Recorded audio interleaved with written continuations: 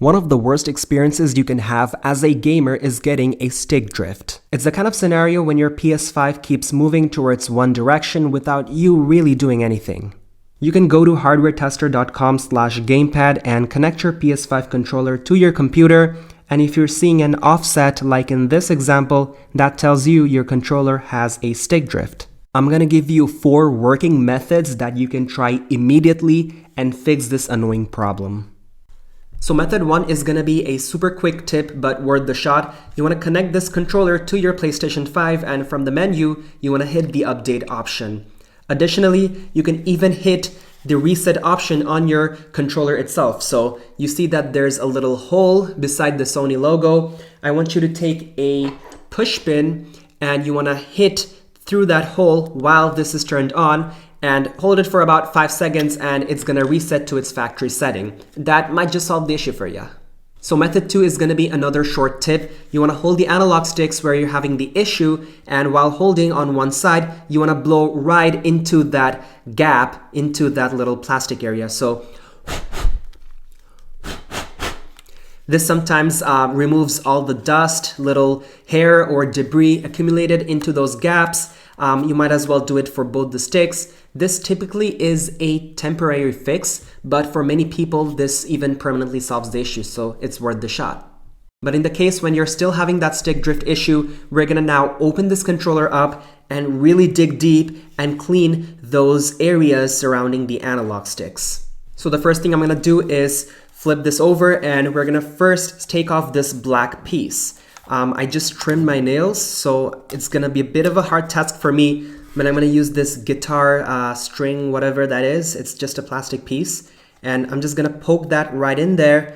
And the first thing we're gonna do is basically take this off like so. You can basically use your fingernails and do that for both the sides. And as you do that, we can basically take this thing off. Just like that. So once you take this off, we're gonna hold this and take our screwdriver and take out these bumper buttons. Just comes off like a breeze. Do the same for the other side, just like so. And you're gonna notice some screws in there, and just poke your screwdriver in there and just take out the screws.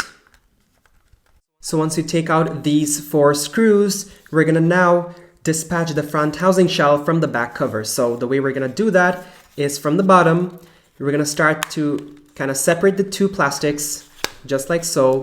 Be patient, and you're gonna notice that these 2 plastics are kind of preventing you from separating these 2 covers. So I'm gonna again take out my guitar string, guitar piece, and just poke the little tip into that midsection, and that's gonna help me separate the 2 pieces. You can even use your fingernail, but once again, I just clipped my nails, so I think I'm gonna bleed. So I'm gonna use this very gently, and from the top as well.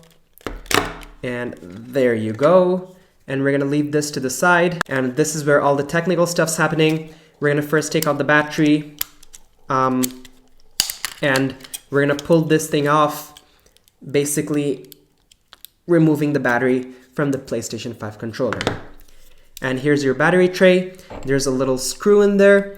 We're gonna remove the screw. So once you take out the screw from the battery tray, we're gonna be able to remove this battery tray, and this is where the microphone piece is connecting. So I'm just gonna gently lift it, and I'm gonna open up this microphone microphone wire, and I'm just gonna leave it there. But in the case when this comes off, you can just basically put it back on. I'm gonna leave this to the side, and let's see what's going on here. There's gonna be 1, 2, 3, 4 additional wires connecting to the motherboard, and one by one we're gonna start removing them. So we can hold it and jiggle it back and forth. If your finger's basically slipping from these wires, I like to take a little plier, and basically this helps me squeeze in and just very slowly and very quickly take this off. So you can use this if needed. There's the other, there's the third, and there's the last one. And once we take out all these pieces out, we're gonna be able to take out the motherboard. And one effective way to do that is use 2 of your fingers from the bottom and push these analog sticks up, and that's going to help you elevate the motherboard and take this thing out completely. You're going to notice this little piece kind of comes off, and just leave this to the side. We can deal with this later. And essentially these are the thumbsticks that we can now kind of pull up like so. And if you've been gaming for a while and these thumbsticks kind of tear off, now would be a great time to replace them. You can grab these spare thumbsticks for a very cheap price. I'll leave a link in the description box if you're interested.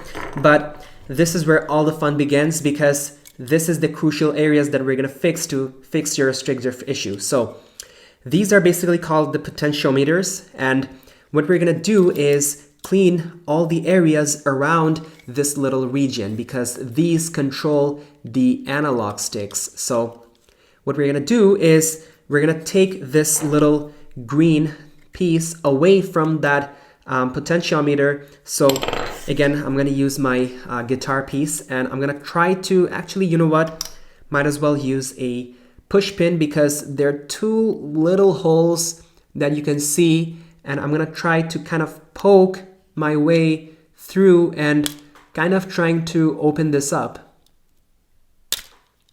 And don't destroy the plastic, be gentle with it, and there you go. This basically opened up. There you go. And this is basically like a swinging system. It opens back and forth. But the important thing is you can see that little white disc. What we're going to do to that, I'm going to grab a little tweezer. I'm going to grab that very gently, and that should be it. So that's how I'm going to remove the disc from that little potentiometer. So after you remove that disc, you're going to notice that little gap in there. We're going to blow right into that gap once again, blow around the region around this analog stick cube. And another thing we can do is grab some alcohol wipes, which I'm going to do now.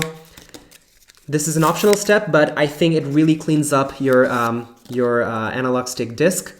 So I'm just going to gently use my little finger, and I'm just going to clean around this piece, this disc. Thing with alcohol wipe is they dry up really quickly. I wouldn't recommend using water, because I haven't personally used water and I think it's a bit of a risk. You can even use rubbing alcohol by using a cotton bud and doing that way as well. I think that would also work, but I just have some alcohol wipes laying around, so I'm just trying to clean the dust. And one thing you have to make sure, you don't want to put it back on before it dries, so just leave it aside, let it dry. And I'm also going to do the same with this area as well. So I know it's not the best way to work around with my finger, so I'm just going to use my screwdriver, poke it inside, and I'm just going to try to work my way around and basically try to clean that area up.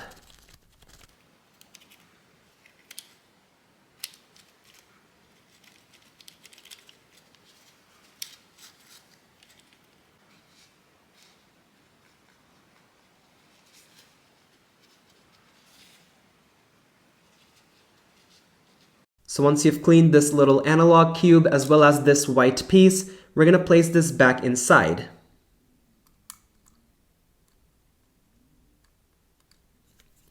And after that, you can now close this gate.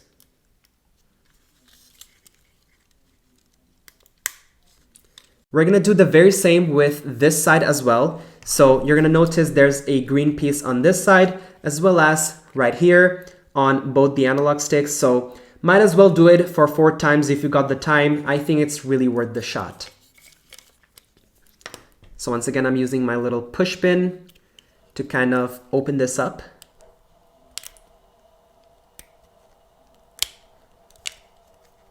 Just like so.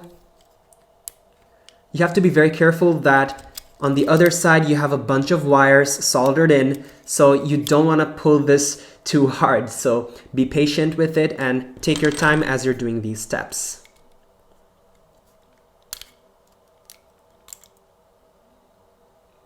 But essentially, after you've cleaned up all the spaces, just make sure you blow around all the corners just to make sure if there's any last minute dust accumulating.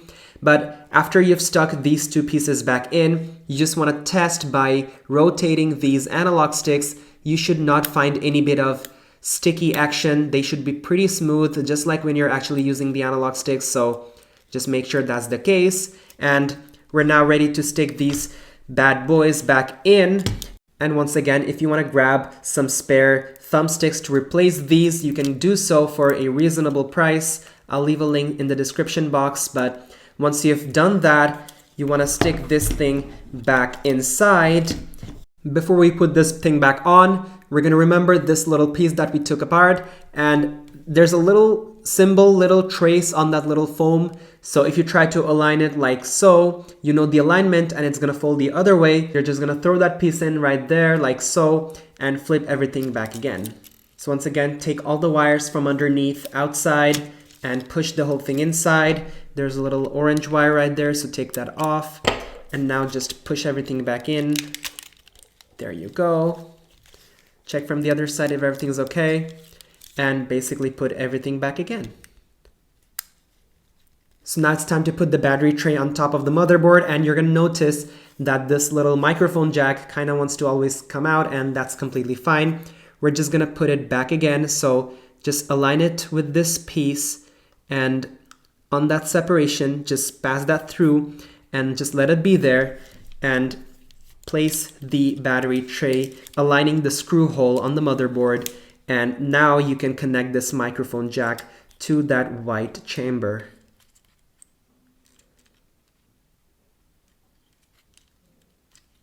Just like so. And once that is there in place, you want to put the battery tray back again with that little screw.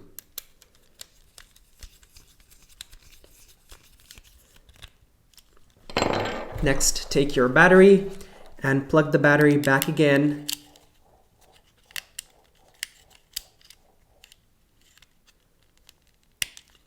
And put the battery back into that tray. Always a good idea to test run your PlayStation 5 controller to see if everything is okay. But now after that, you're ready to put everything back in place. So the back cover, the bumper areas go first. So that's how I found it the easiest. And once you align that there, it's always easy to then push back everything together and just goes like a breeze.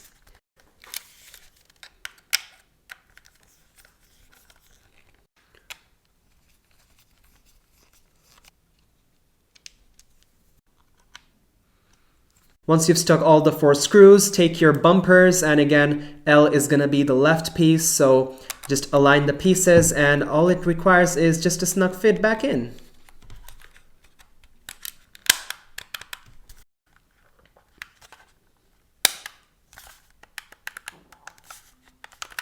And once you've done all of that, we're going to take this piece back again and place this right inside. And there you go. So for the final method, even when you've cleaned this little disc area and your stick drift is still there, one thing you can do is purchase these spare potentiometers that you can attach into your motherboard. Well, it's not as complex as it seems. Well, you can just grab these for a couple bucks. I'll leave a link in the description box. You have these, and you're gonna basically open this little green latch and take out the disc and basically put that disc into your existing controller, and that's basically a fresh white disc for you, which might also potentially solve the problem for you. I ended up using method 4 to fix my stick drift issue, and my controller is as good as new. Do let me know in the comments which method you have used to fix your problem. If you found value in this video, be sure to hit that like button and subscribe to my channel. I'll see you guys in the next video.